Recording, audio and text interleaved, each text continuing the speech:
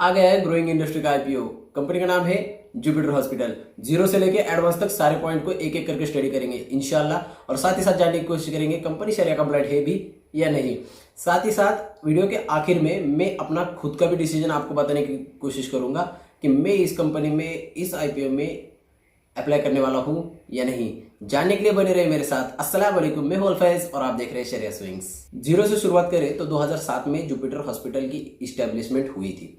अब मैं बात करूं तो इनके आने वाले टोटल रेवेन्यू की, जो कि मेनली कारोबार आता है इनका मुंबई और वेस्टर्न रीजन के तरफ से। 3 हॉस्पिटल करंट सिचुएशन पे अभी इनके काम कर रहे हैं, जो कि ठाणे में, पुणे में और इंदौर में। रेवेन्यू की अगर मैं बात की जाए तो ठाणे से आने वाला रेवेन्यू है 54.18%, पुणे से आने वाला रेवेन्यू है 34.04% और इंदौर से आने वाला रेवेन्यू है इनका 11.78%। टोटल बेड की कैपेसिटी देखी जाए तो 1194 इनके टोटल हाल फिलहाल में बेड है और 1306 के करीब इनके साथ में डॉक्टर्स काम कर रहे हैं। अब आने वाले फ्यूचर की अगर इनकी ग्रोथ की अगर मैं बात करूं तो डोंबिवली में और एक मल्टी स्पेशलिस्ट हॉस्पिटल ये लोग खोल रहे हैं, जिसकी कैपेसिटी होगी 500 बेड के करीब। आईपीओ ओपन हो रहा है 6 सितंबर को, क्लोज होगा 8 सितंबर को। अलॉटमेंट मिलेगा 13 सितंबर को, इनिशियल रिफंड होगा 14 सितंबर को। डीमेट में शेयर आ जाएगी 15 सितंबर तक और लिस्टिंग, फाइनली लिस्टिंग होगी 18 सितंबर को। बट बात करें अगर एप्लीकेशन करने की तो 20 शेयर के लिए अप्लाई करना होगा, जो कि बनता है 1 लॉट, और मैक्सिमम आप 13 लॉट तक के अप्लाई कर सकते हो। पर मुझे नहीं लगता कि ज़्यादा अप्लाई करने में कोई फ़ायदा होगा, क्यों तो ऐसे चांसेस नज़र आ रहे हैं कि ये आईपीओ और सब्सक्राइब होने वाला है। 869 करोड़ का पूरा आईपीओ है, जिसमें से 542 करोड़ का फ्रेश इशू है, बाकी सारा ओएफएस होने वाला है। एक अच्छे खासे अमाउंट का ओएफएस होने जा रहा है। ये पॉइंट हमारे लिए एक नेगेटिव पॉइंट हो सकता है।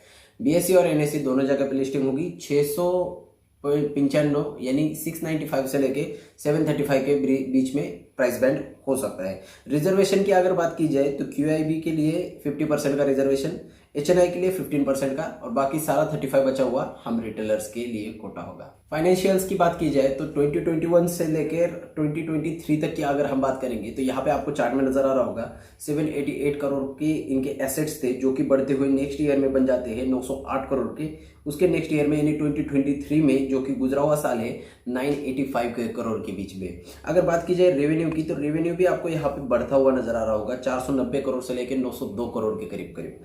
अगर बात की जाए प्रॉफिट आफ्टर टैक्स की तो कंपनी 2021 में नेगेटिव में थी, लॉस मेकिंग कंपनी थी 2.30 करोड़ के करीब करीब। पर वहीं पे अगर हम लोग नेक्स्ट ईयर की बात की जाए 2022 की, वहाँ पे 51 करोड़ का यहाँ पे प्रॉफिट जनरेट किया है कंपनी ने आफ्टर टैक्स, और वहीं पे 2023 में 72.91 करोड़ का प्रॉफिट किया हुआ है।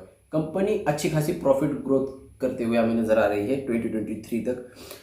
वहीं पे अगर टोटल बोरोइंग की बात की जाए तो टोटल बोरोइंग आपको नजर आ रही होगी 400 करोड़ से लेकर 500 करोड़ के बीच में एक स्टैंडर्ड लेवल पर ये लोग चल रहे हैं। इस आईपीओ का ऑब्जेक्ट है कंपनी अपने बोरोइंग को रिपेमेंट करना चाहती है। ये हमारे लिए एक प्लस पॉइंट हो जाता है, और साथ ही साथ बाकी के जनरल कॉर्पोरेट पर्पस भी है जिनको भी पूरा करना चाहती है कंपनी। जो बोरोइंग को रिपेमेंट करना चाहती है कंपनी, ये हम जो लोग हैं जो शरिया कंप्लाइंट शेयर्स को ढूंढते हैं, उस हिसाब से अगर देखा जाए तो ये पॉइंट हमारे लिए एक प्लस पॉइंट बनता है। कंपनी का पी रेशो निकल कर आ रहा है 50.68, मार्केट में कैपिटलाइजेशन 4819 करोड़ का, ROE 20.03, ROCE 20.94, EPS 13.94, return on net worth 20.03। अगर हम पेयर कंपनीज को अगर पी रेशो के साथ में कंपेयर किया जाए तो अपोलो हॉस्पिटल का पी रेशो है 71.74, फोर्टिस हेल्थकेयर का 214.62, Max healthcare 78.28, Narayana Hrudaya 70.35, global healthcare 65.46, और फाइनली कृष्णा इंस्टीट्यूट 16.75। अगर बाकी के पेयर कंपनीज को अगर देखा जाए तो उनके हिसाब से कंपनी का पी रेशो हमें कम नजर आ रहा है। तो इसका मतलब ये नहीं कंपनी की सस्ते लेवल पर मिल रही है, एक ओके प्राइस रेंज है। मैं तो नहीं कहना चाहूँगा कि ये सस्ते में मिल रही है या तो महंगे में मिल रही है। ये प्राइस जो है ये ओके लेवल पर चल रहा है मेरे ख्याल से। क्या कंपनी शरिया कंप्लाइंट लिस्ट में शामिल होती है? ध्यान से सुनिएगा, कंपनी शरिया कंप्लाइंट लिस्ट के अंदर शामिल हो सकती है। शरिया कंप्लाइंट लिस्ट में ये शामिल नहीं है, हो सकती है, क्योंकि ध्यान से सुनिएगा, इस कंपनी के सारे पॉइंट्स है जो कि ओके है, पर कंपनी का जो डेट है वो टोटल एसेट्स के मुकाबले 47.55% के करीब है, जो कि हमारे रूल्स के टोटली अगेंस्ट जाता है। पर कंपनी का आईपीओ लाने का मकसद ही यही है, टोटल बोरोइंग को वो रिपेमेंट करना चाहते हैं।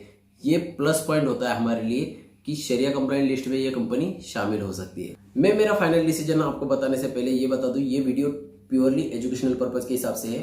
इस वीडियो में मैं किसी भी तरीके की आपको बाइंग की सलाह नहीं दे रहा, पर अगर मैं आपको इस हेल्थ केयर इंडस्ट्री के बारे में बता दूं तो ये इंडस्ट्री और भी पोटेंशियल रखती है ग्रो होने के लिए इंडिया के अंदर। और बात की जाए जुपिटर हॉस्पिटल के फाइनल डिसीजन के ऊपर, तो मैं इसके अंदर इन्वेस्टमेंट करने वाला हूं, क्योंकि कंपनी का अगर ईयर ऑन ईयर आप प्रॉफिट्स देखोगे तो अच्छे खासे प्रॉफिट्स कंपनी के बढ़ रहे हैं, एसेट्स भी अच्छे खासे बढ़ रहे हैं। कंपनी के फ्यूचर की तरफ अगर देखा जाए तो अभी हाल फिलहाल में इनके 1200 बेड करंटली ऑपरेशनल है और साथ ही साथ और 500 बेड बढ़ रहे हैं, यानी 1700 बेड के करीब इनकी कैपेसिटी होने वाली है। इंशाल्लाह कंपनी और ग्रो कर सकती है। यही अंदाज के साथ में मैं इस कंपनी में आईपीओ के लिए अलॉटमेंट के लिए ट्राई करने वाला हूं। मेरे एक्सपेक्टेशन है 25% के करीब तो भी इसके अंदर लिस्टिंग गेंस मिलेंगे इंशाल्लाह। इसी तरीके के हलाल तरीके से शेयर मार्केट सीखने के लिए और हलाल तरीके से शेयर मार्केट में इंफॉर्मेशन लेने के लिए बने रहिए मेरे साथ। Please make sure to subscribe शरिया स्विंग्स, और प्लीज लाइक कीजिएगा, जाते जाते कमेंट कीजिए आप इस आईपीओ में अलॉटमेंट के लिए ट्राई करेंगे या नहीं। इंशाल्लाह तब तक के लिए इजाजत चाहूंगा। अस्सलाम वालेकुम।